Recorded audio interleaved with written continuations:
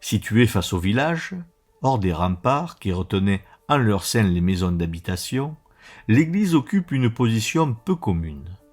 Généralement, celle-ci est au cœur du village, au centre même, comme dans les villages voisins de Saint-Maximin, Saint-Quentin ou Colias et Vers, où les églises occupent bien une position centrée.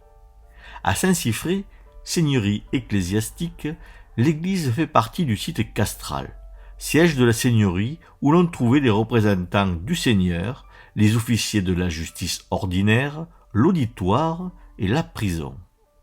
Saint-Siffré est donc bien un village à deux noyaux. L'église est donc incluse dans un site fortifié dont nous savons qu'il subit sans doute un dernier assaut en 1622 lors de la dernière des 9 guerres de religion. Les affrontements n'auront pas eu la peau d'une chapelle romane qui avait bénéficié d'une sculpture assez exceptionnelle, comme le rappelle Pierre-Albert Clément dans son livre sur les églises romanes oubliées du Bas-Languedoc. L'église est de plan simple avec une seule nef à 3 travées, avec 2 chapelles formant transept.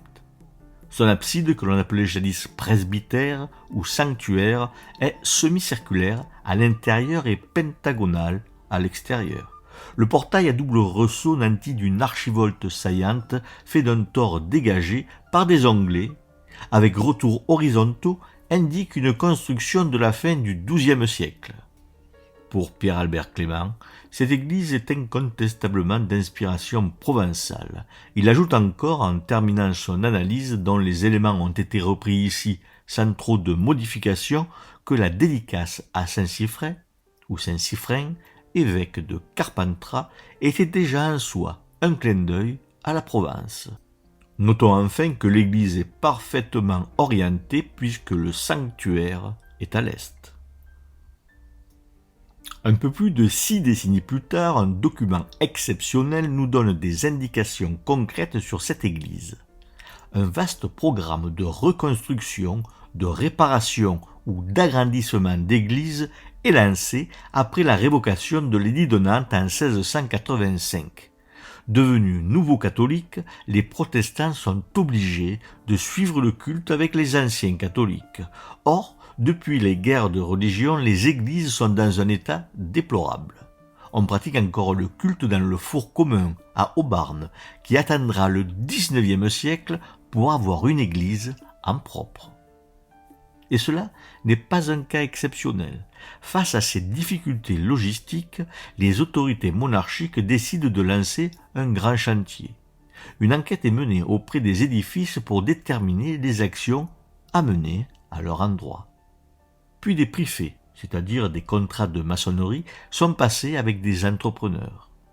Les détails de la réhabilitation de l'église de Saint-Siffré ont été retrouvés dans un prix fait regroupant 19 églises signé le 16 juin 1688 à Uzès devant Jean-Martin notaire et en la présence de messire Henri de Lorentz, conseiller de l'évêque d'Uzès et de l'intendant Lamoignon de Baville, le représentant du roi en Languedoc, homme fort de la province. C'est bien sûr en négatif des réparations sollicitées qu'apparaît l'état général de l'église à ce moment de l'histoire. Elle est donc réduite de moitié et fermée par un mur traversant qui barre la nef à l'intérieur. Cela indique que l'on a, après les guerres de religion, réhabilité une partie seulement du couvert, une seule des 2 travées de la nef. Cette pratique était très commune au XVIIe siècle, notamment dans les localités où les protestants avaient leur propre temple. Trop grande, l'église s'était rabougrie. On l'avait réhabilitée aussi, à moindre frais. Tout le monde y avait trouvé son compte puisqu'à cette époque, les villageois étaient encore de communautés responsables financièrement de leur église avec les prieurs. À la fin du XVIIe siècle, un impôt est créé pour supporter les coûts de construction de plusieurs centaines d'églises en Languedoc. Ce fut un impôt indirect, un impôt sur la consommation, un impôt jugé indolore.